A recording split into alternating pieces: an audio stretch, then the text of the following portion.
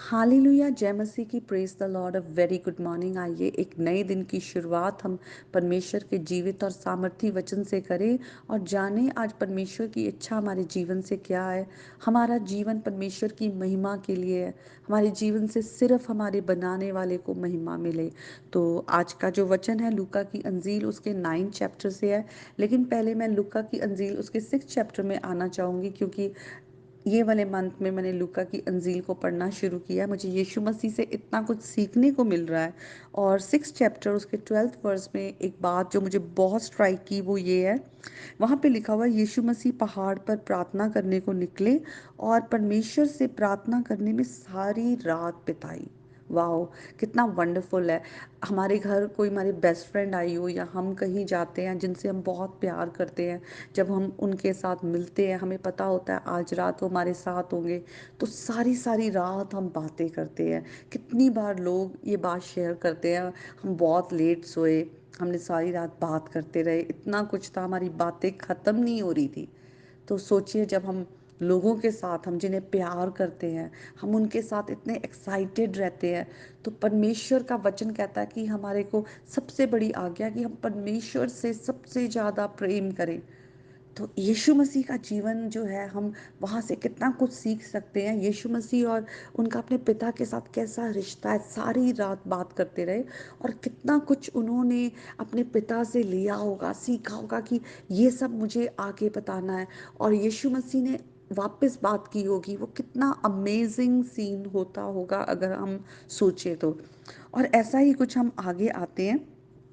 अगर हम लूका की अंजील उसके 9 चैप्टर में आए और वहां पर लिखा हुआ है, ऐसा ही कुछ लिखा हुआ है कि एक दिन यीशु मसीह पतरस, यूहन्ना और याकूब को साथ लेकर प्रार्थना करने के लिए पहाड़ पर गए। और लिखा हुआ है जब वो प्रार्थना कर रहे थे तो उनका चेहरा जो था वो बदल गया और उनके वस्त्र श्वेत होकर चमकने लगे।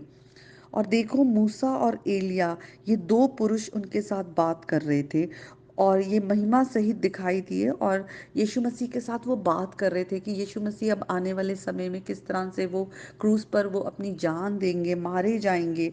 और देखते हैं पतरस और उसके साथी नींद से भरे थे और जब उन्हें होश आया, सचेत हुए, जब उनकी नींद खुली तो उन्होंने यीशु मसीह को उन दो पुरुषों के साथ देखा। देखिए, हम गतसमनी के भी बाग में देखते हैं जब यीशु मसीह क्रूस पर चढ़ाए जाने से पहले वो वहाँ पर आते हैं, वो वहाँ पर प्रार्थना कर रहे हैं। वो 3 बारी जाते हैं, वापस प्रार्थना करते हैं, वापस आते हैं, अपने चेलों को कहते हैं कि तुम प्रार्थना में बने रहो, कि तुम पे परीक्षा ना आए, तुम परीक्षा ना आए। प्रार्थना कितनी ज़रूरी है, हमारी प्रेयरफुल लाइफ कितनी ज़रूरी है। बहुत बातों के लिए पहले जब हम प्रभु की उपस्थिति में आते हैं, लिखा हुआ है जब हम उसके पास आते हैं वो हमारे और करीब आता है, उसका नूर हम पर चमकता है। यहाँ पर देखते हैं यीशु मसीह प्रार्थना कर रहे थे, उनका चेहरा बदल गया और वो उनके वस्त्र चमकने लगे। मूसा जब प्रार्थना के लिए वो पहाड़ पर गए थे, किस तरह से उनके चेहरे पे नूर आ गया। सचमुच हम इस अपने आप को उस पोजीशन पर ले आए कि जहाँ पर हम पिता के साथ बातें करें, प्रभु यीशु मसीह के नाम के द्वारा उनकी उपस्थिति में आए, प्रेजेंस में आए, यीशु मसीह के साथ बैठकर यीशु मसीह से सीखें। और ये सिर्फ एक सेल्फिश रीजन के लिए नहीं कि हमें कुछ मिल रहा है, बल्कि क्योंकि हम उससे प्यार करते हैं, हम उसको और जानना चाहते हैं, उनसे सुनना चाहते हैं। आज कितने घर खराब हो रहे हैं, कितने मसीहियों के घर खराब हो रहे हैं, क्योंकि हमने परमेश्वर का जो स्थान है वो अन्य चीजों को दे दिया, अपने हृदय में मूर्तियां बना ली हैं, अपने घरों में मूर्तियां स्थापित कर ली हैं, जिनको हम प्रभु से ज्यादा जगह देते हैं। आज शैतान हमारे घरों में घुस आया है क्योंकि हमने उसको जगह दे दी है।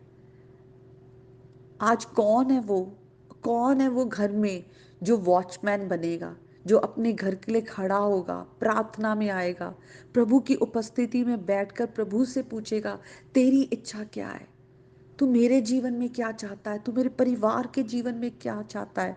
कौन है जो अपने परिवार के लिए खड़ा होके इंटरसीड करेगा कि जो मेरे घर में आज गलत बातें हो रही हैं, गलत रिश्ते हैं, गलत आदतें हैं, प्रभु यीशु के नाम से, उसके लहू के द्वारा वो सब चीजें नाश हो, वो सारे शैतानी बंधन टूटे।